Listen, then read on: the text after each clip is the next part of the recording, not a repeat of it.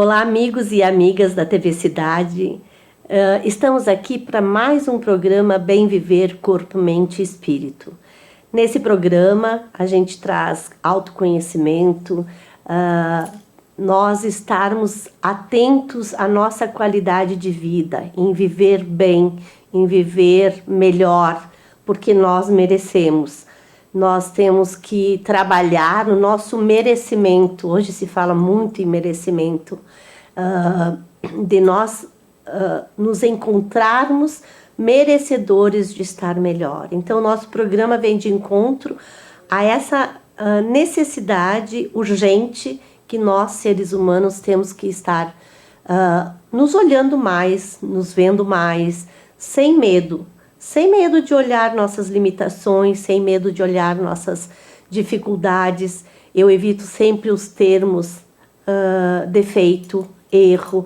Eu digo que nós temos limitações, nós temos experiências, porque esses termos são muito pesados, né? E aí nos deixa, baixa a nossa autoestima e nos deixa cada vez piores, né? Com uma autoestima menor e, consequentemente, uma autoimagem pior também, deficitária, e nós acabamos não conseguindo mudar e não conseguindo fazer diferente. Então, hoje eu quero abordar um assunto com vocês sobre o amor à vida, o gostar de estar vivo. Quando a gente nasce, não temos prazo de validade, não é mesmo? Nós não temos garantias que quanto vamos viver. Mas eu, ao longo do meu desenvolvimento e do meu processo de autoconhecimento, eu tenho encontrado respostas, talvez, não definitivas, talvez, a gente somos seres em eterna aprendizagem, né? Mas eu tenho encontrado respostas que nos levam o que nos leva a estar vivo? Né? O que nos leva a estar aqui nesse mundo, onde nós encontramos muitas vezes mais desprazer do que prazer.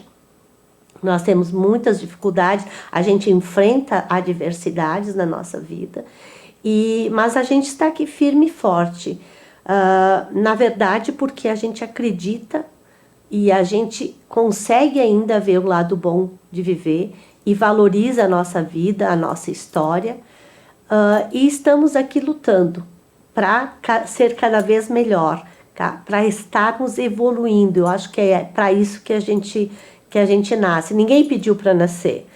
Eu lembro quando, em certa ocasião, minha filha, né, me acusava de algumas questões de autoritarismo, que eu já fui muito autoritária como mãe, já fui, né, dominadora e controladora. Hoje eu entendo que isso era um comportamento, inclusive, abusivo em relação aos filhos. Hoje eu tento me trabalhar para que eu seja encantadora de ideias, de comportamentos, que ela sirva de modelo, muito mais do que ser autoritária, né? Muito mais do que mandar e controlar, porque a gente não tem controle sobre o outro.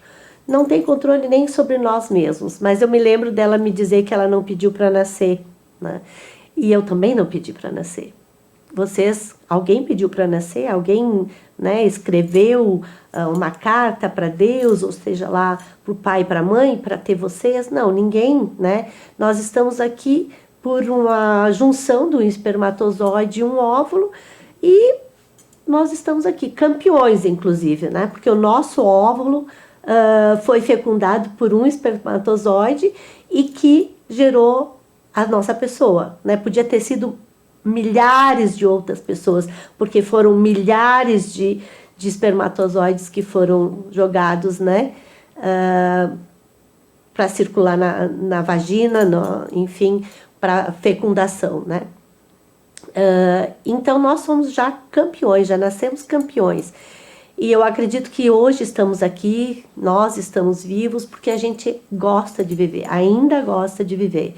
Ainda acredita que vale a pena viver e que as experiências do dia a dia só nos enriquece, pode nos trazer uma condição melhor. Nós também somos seres que vivem de esperança, que eu acredito que é às vezes um comportamento até um pouco autodestrutivo, porque esperar é não viver o hoje, a esperança é não viver o aqui e o agora, que é o que nos resta, porque quando chegar o futuro ele não existe mais, né? Ele vai se tornar presente. Então eu acredito que estamos aqui porque a gente acredita que vale a pena, mas tem pessoas que não acreditam que vale a pena, que tiram a própria vida, né? Que terminam com a sua existência, que podia ser de uma riqueza incrível, que podia trazer, né, muitos benefícios para a sociedade onde ele está inserido, mas ele não vê isso. Ele está em depressão. Então, acredito que nesse mês de setembro, né, que é alusivo à prevenção do suicídio, nós podemos estar refletindo sobre a vida em si e sobre o valor da vida, sobre ter um olhar carinhoso para com a gente mesmo, nos ver com bons olhos e ver a vida com bons olhos. Consequentemente, a gente vai ver a vida com os bons olhos. No consultório, eu tenho inúmeras experiências de clientes, de pacientes que voltaram a ter gosto pela vida, que tiveram, inclusive, tentativas de suicídio e que hoje estão voltando a gostar de viver, estão voltando a ter prazer em olhar para si mesmo, sem medo de ser feliz. E eu digo que essas pessoas que muitas vezes passam pelo suicídio, pela tentativa de suicídio e acabam, né, ressurgindo das cinzas, e muito com um processo terapêutico que ajuda muito, acabam tendo coragem de olhar para si mesmo. Já perderam tanto, já se desesperaram tanto que não tem mais medo, de se olhar de perto, porque a terapia é esse processo, né? Esse processo de se olhar bem de perto, de se olhar, mas aprender a se olhar com carinho, aprender a se olhar com amorosidade, com um olhar receptivo, um olhar de entendimento, de não culpa, de responsabilidade. Somos responsáveis pelos nossos atos. Nós somos responsáveis, mas a gente não sabe o que faz. Muitas vezes não sabe o que faz. O nosso inconsciente domina o nosso comportamento. Nossos motivos inconscientes, que nós não temos claros e não dominamos, porque ele está lá escondido e a gente não domina, né? E só a luz de uma terapia, de um autoconhecimento, de um processo de autoconhecimento, é que nós vamos estar clareando esse inconsciente e tendo um acesso a ele, a gente consegue, conhecendo ele melhor, e entendendo e não se culpando por ter determinadas atitudes e determinados comportamentos, que nós vamos poder mudar. Reconhecendo as nossas dificuldades, que aquilo que nós estamos fazendo ou pensando não está dando o resultado que a gente espera, que é a felicidade. Na verdade, nós somos regidos pelo princípio do prazer. A gente está sempre pensando no prazer.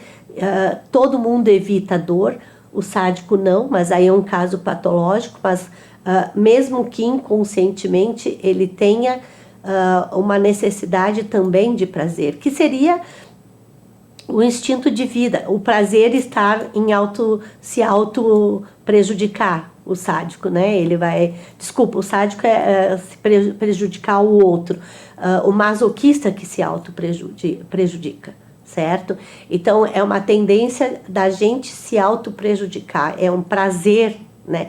Mórbido, claro, mas existe prazer em se auto prejudicar, se automutilar. Muita gente se automutila, se corta, arranca cabelo, né? Usa droga, sabe que faz mal, mas não controla essa tendência, porque nós, seres humanos, nascemos com dois instintos contraditórios. o instinto de vida e o instinto de morte. O instinto de vida que vai se tornar, né, nessa necessidade, nesse impulso de se reproduzir, de perpetuar a espécie e o nosso DNA, né? A gente acaba cruzando, né, tendo relações para ter filhos, para manter a espécie. Se nós não cruzássemos mais, não teríamos, a humanidade envelheceria, morreria, os mais velhos, e não teríamos uma nova geração.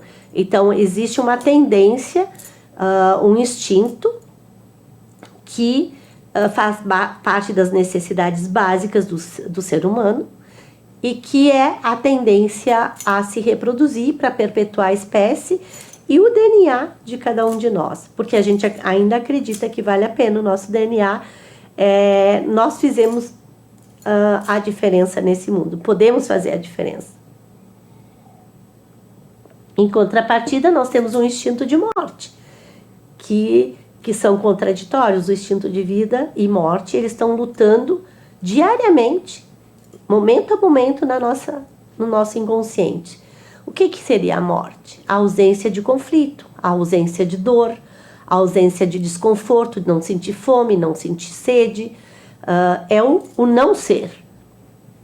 E o instinto de vida nos leva ao ser, à vida, ao estar vivo e desfrutar das benesses de estar vivo, de se alegrar com pequenas coisas, ser feliz com pequenas coisas, de estar vivo simplesmente pelo dom da vida, que estando vivos nós podemos nos reinventar sempre, nós podemos fazer a diferença sempre, podemos ser diferentes e ser a nossa melhor versão, como se diz hoje, né? Nós sermos cada vez melhor.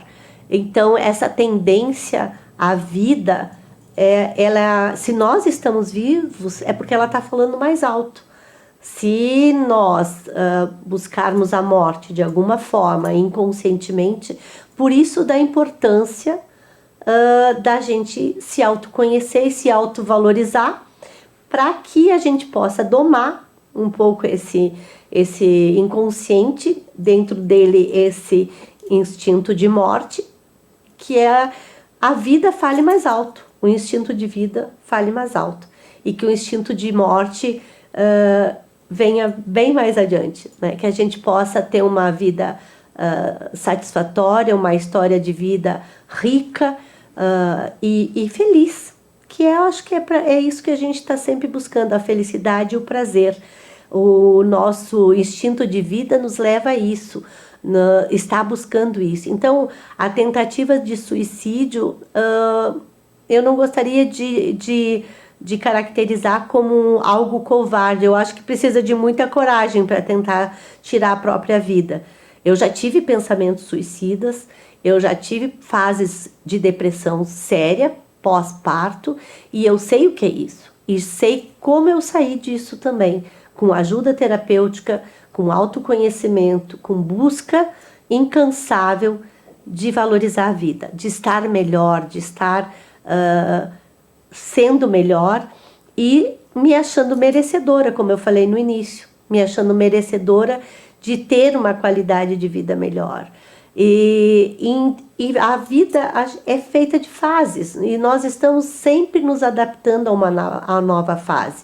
Portanto, pode acontecer em cada fase da vida, né, alguns marcos, como no crescimento, né, o caminhar, o aprender a ler, ou entrar numa faculdade, ou numa profissão, ou o envelhecimento, a vinda dos netos. Nós estamos tendo que sempre nos adaptar a uma nova condição, e isso requer flexibilidade. Eu lembro muito de uma colega minha da PAI que falava que a flexibilidade é sinal de saúde mental, que a gente se adaptar a situações do dia a dia, a gente conseguir ver o lado bom daquilo que nos aconteceu, tirar uma lição, tirar um aprendizado, no mínimo tirar um aprendizado, né? e quem sabe aprender a fazer diferente, aprender a fazer diferente aquilo que não está dando o resultado que a gente espera. Porque colocar na mão do outro a nossa vida, culpabilizar o outro pelas nossas dores, é até fácil, é até cômodo, mas nos tira a possibilidade de estar, nós agindo, nós vamos estar sempre à mercê da mudança do outro, à mercê do desejo do outro querer mudar. Nós temos que ser os agentes da mudança, nós temos que ter as rédeas da nossa vida nas mãos. É difícil? Com certeza é um processo árduo. E vai ter épocas que a gente está melhor, outras épocas que vamos perder esse controle, né, sobre nós mesmos, mas podemos partir para tirar benefícios e procurar ajuda, na verdade, procurar recursos para estar melhor, para retomar essas rédeas, para se adaptar e se flexibilizar à mudança. Eu lembro que quando eu saí da PAI, eu trabalhei, para quem não acompanha nossos programas, eu trabalhei 19 anos na PAI de Farroupilha, e eu lembro que quando eu saí da PAI, foi um processo bem ambivalente. Ao mesmo tempo que eu me sentia um passarinho fora da gaiola, porque eu tinha uma liberdade, eu podia ir e vir sem me sentir cobrada por uma instituição, por uma questão social, né, que eu era uma funcionária. Então eu tinha restrição de, né, estar trabalhando e prestando serviço. E quando eu saí, depois desses 20 anos, eu me sentia esse passarinho solto da gaiola. E também pelas as questões de não me responsabilizar. Durante esses 19 anos, 15 anos eu fui diretora da PAI. E nesse período eu me cobrava muito. Havia uma autocobrança muito grande para que as coisas fossem perfeitas. E chegou num período onde eu estava em crise existencial, não conseguia mais administrar, ver o lado bom da minha administração, da forma como eu lidava, como eu trabalhava, enfim, e acabei realmente me deprimindo nesse período e preferi sair da PAI. Eu tinha a oportunidade de sair da direção e ficar como psicóloga, mas eu não quis. Eu quis a minha liberdade e eu acho que valeu a pena. Eu acho que foi uma grande mudança na minha vida, mas me fez retomar o gosto pela vida, pelas coisas simples, pelo gosto de viver, enfim.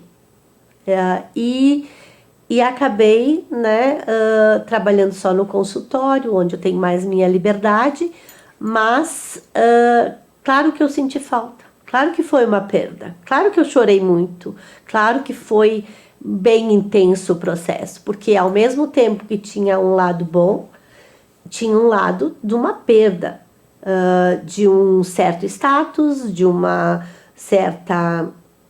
autonomia financeira maior, que só o meu consultório não dava, mas eu pesando tudo isso, eu cheguei à conclusão, né, me trabalhei para isso, para que eu sentisse, pesasse sempre o lado bom, pesasse mais o lado bom e superasse essa crise. E a gente vai vivendo de crise em crise.